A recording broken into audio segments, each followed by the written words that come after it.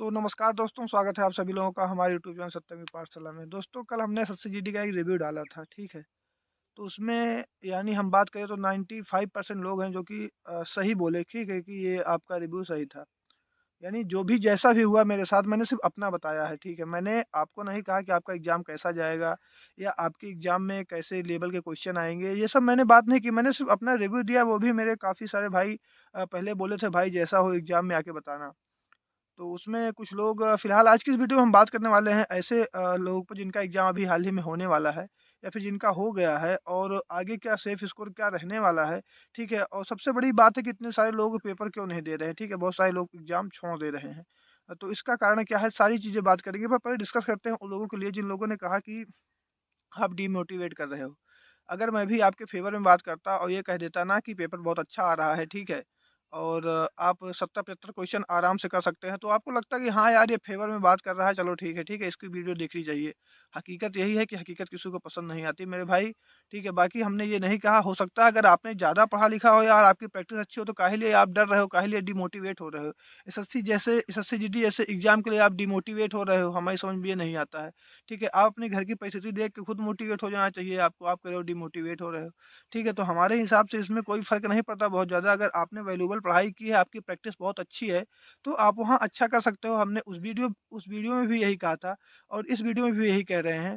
और रही बहुत लोग ये बोल रहे थे कि जब जीके, जीएस में इन टॉपिक से क्वेश्चन नहीं आया तो पूछा कहाँ से है मेरे भाई? तो हम आपको बता दें कि अगर या तो आपका अभी एग्ज़ाम नहीं हुआ है, तब आप ऐसा बोल रहे हो। ठीक है? हमारे चैनल पे आके। या फिर आपने एग्ज़ाम दिया है तो वैसे 70, 75, 80 क्वेश्चन आपने भी कर डाला है। जिस तरह बहुत सारे लोग रिव्यू में ये बोल रहे हैं कि मेरा 20 क्वेश्चन सिर्फ़ करंट अफ़ेयर्स का आया था, ठीक है?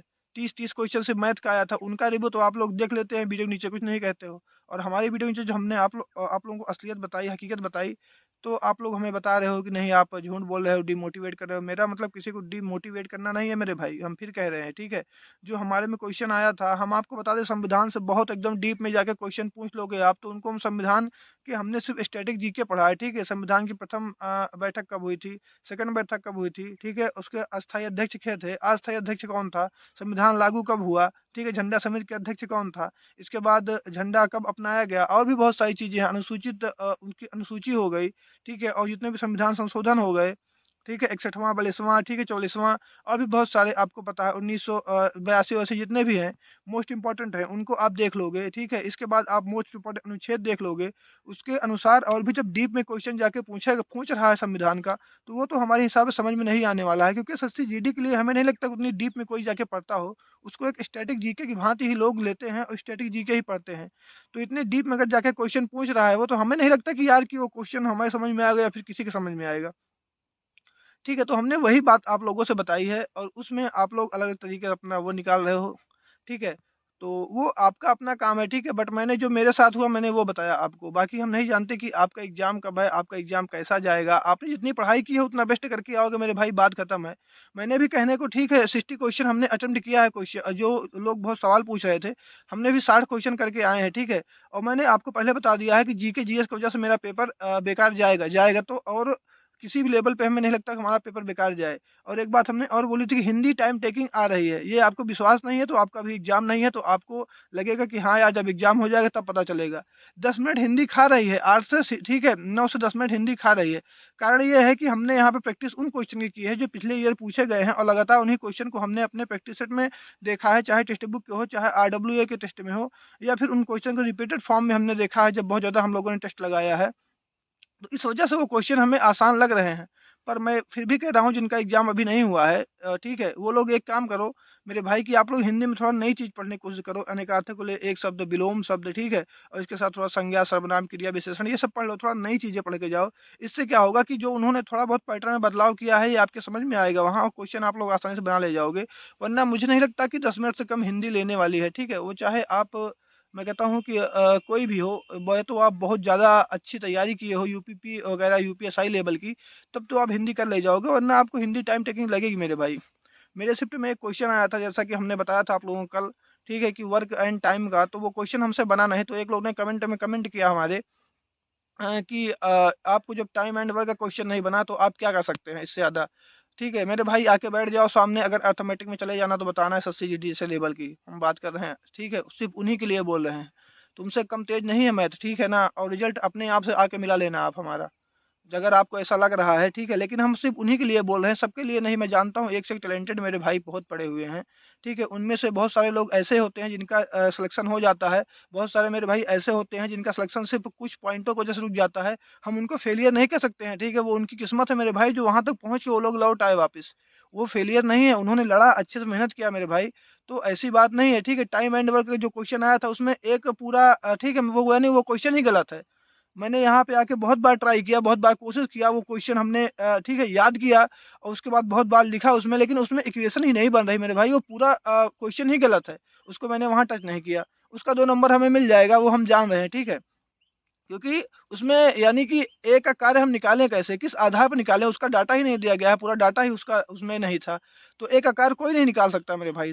देखते ही क्वेश्चन को आप लोग रॉन्ग कह दोगे, ठीक है?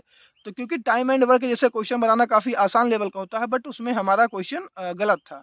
ये बात सही है, हमारी शिफ्ट में जो हमारे सामने आया था वो क्वेश्चन गलत था, उसका 2 नंबर हमें मिलेगा। इसलिए हमने उस क्वेश्चन को छोड़ा ही नहीं, छेड़ा ही नहीं, जाने दिया, क्योंकि हमें पता है वो क्वेश्चन हमें वहाँ भी लगा कि क्वेश्चन गलत है, इसको छोड़ा जाए, और फिर भी विश्वास नहीं था, फिर भी घर आके हमने मेहनत किया उसके पीछे, तब भी हमें लगा हाँ यार ये गलत है। तो अगर आपको भी ऐसा कुछ लगता है कि ये क्वेश्चन हमसे नहीं हो रहा या सॉल्व करने के बाद भी आंसर नहीं आ रहा, तो उस क्वेश्चन को छोड़ देना।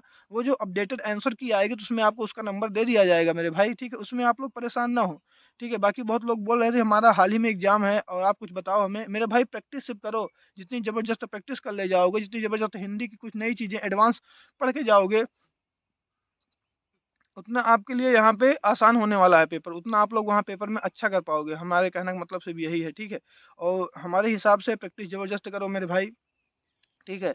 और इधर-उधर ज़्यादा मत भटको, सिर्फ़ कॉपी और पेन लेके प्रैक्टिस करो, अपने हाथ से प्रैक्टिस करो, वही आपके लिए बेस्ट है, क्योंकि वहाँ पे इधर-उधर की चीज़ें काम नहीं आती हैं, जो आपने कमाया है, ठीक है? वही आपको वहाँ मिलेगा।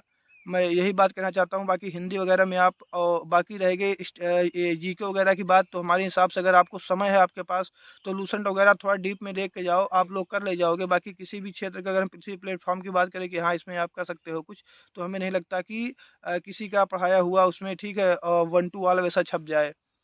ठीक है ना? जैसे कि एक डांस की बात करें तो उसमें बहुत सारे लोग अपना अलग-अलग बात बता रहे थे, पर असलियत में जो पढ़ाया था यूट्यूब पे डांस, ठीक है? वो बताए थे कि ये डांस एक्चुअल में गोवा का है, बट वो डांस गोवा का नहीं था, वो डांस हमने देखा लौट के वापस आके जब हमने रिव्यू करके, तो यहाँ पे नागालैंड का निकला, ठीक है? तो वही लोग सही कुछ पढ़ा रहे हैं, उनसे भी मिस्टेक होती है मेरे भाई, ठीक है? चाहे जितना बड़ा चैनल हो, मैं किसी भी चैनल का नाम नहीं लूँगा, नहीं अभी आप लोग फिर कहोगे कि ये आपको क्या लगता है वो लोग गलत पढ़ाते हैं? मैं नहीं कहता कोई गलत पढ़ाता है, मगर कई बार मिसअंडरस्टैंडिंग हो जाती है सभी से मेरे भाई, ठीक है?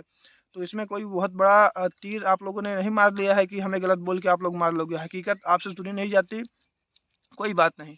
बट हाँ, रीज़निंग मैथ, हिंदी करने लायक आ रही है, बट अगर आप सोचोगे 20 में हम 19-20 मार के आ जाएँगे, तो ऐसा नहीं है, आप नहीं करके आ पाओगे। ठीक है? कुछ टॉपर्स होते हैं मेरे भाई, वो हर एक क्षेत्र में होते हैं, ठीक है? उनके लिए पेपर हलवा ही रहता है। बाकी और एवरेज स्टूडेंट की बात करें, तो वो 20 में 19 अगर सोचें हम आगे चले आएँ, तो ऐसा कोई नहीं कर सकता।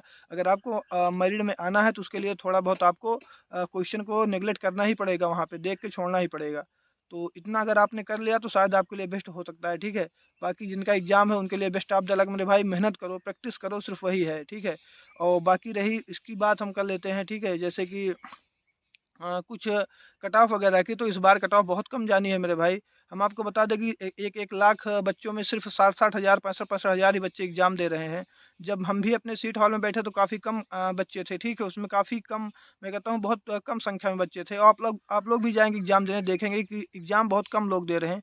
इसका जो सबसे बड़ा कारण रहने वाला है वो ये रहने वाला है, ग्रुप डी, ठीक है? कि ग्रुप डी में काफ़ी सारे लोगों ने इसका एग्ज़ाम निकाला और उसके बाद फॉर्म इसने भी अप्लाई कर दिया था, बट उनका उसमें सिलेक्शन हो गया है, तो वो लोग इसमें नहीं गए। कुछ लोग ऐसे हैं जिनका दिल्ली पुलिस हेड कांस्टेबल में हो गया है, ठीक है? तो वो लोग इसमें नहीं गए। कुछ का ऐसे है जो पिछली बार सीएचएल एसएल का रिजल्ट था, उनका उसमें हो गया है, तो वो लोग इसमें नहीं गए। तो ऐसे बहुत सारे रिजल्ट अभी हाल ही में जारी किए गए हैं, तो वो सब जितने भी उसमें लोग थे, ठीक है? वो एक भी लोग इसमें नहीं गए। तो इसीलिए पेपर की कट ऑफ जाने की बहुत कम शंका है, ठीक है? हम बात करें तो अभी हम कुछ कह नहीं सकते इसके ऊपर, नहीं फिर आप लोग ठीक है, उल्टा-सीधा कमेंट करते हो। बट अगर आप लोग बोलोगे तो क्लियरली बता दूँगा, और उससे ज़्यादा मैं कहता हूँ कि 1 भी परसेंट नहीं जाएगा, ये गारंटी है मेरी, ठीक है? सो बाकी वीडियो कैसी लगी कमेंट बॉक्स में जाके ज़रूर बताइएगा, और किसी भी पर्टिकुलर टॉपिक पे वीडियो चाहिए तो कमेंट कर सकते हैं आप लोग, हम वीडियो बना के ज़रूर देंगे। बाकी आप लोग मेहनत करिए, ठीक है? अच्छे से प्रैक्टिस कीजिए, वही काम देगा वहाँ पे। लोगों की इधर-उधर की बातों में बिल्कुल मत आइए।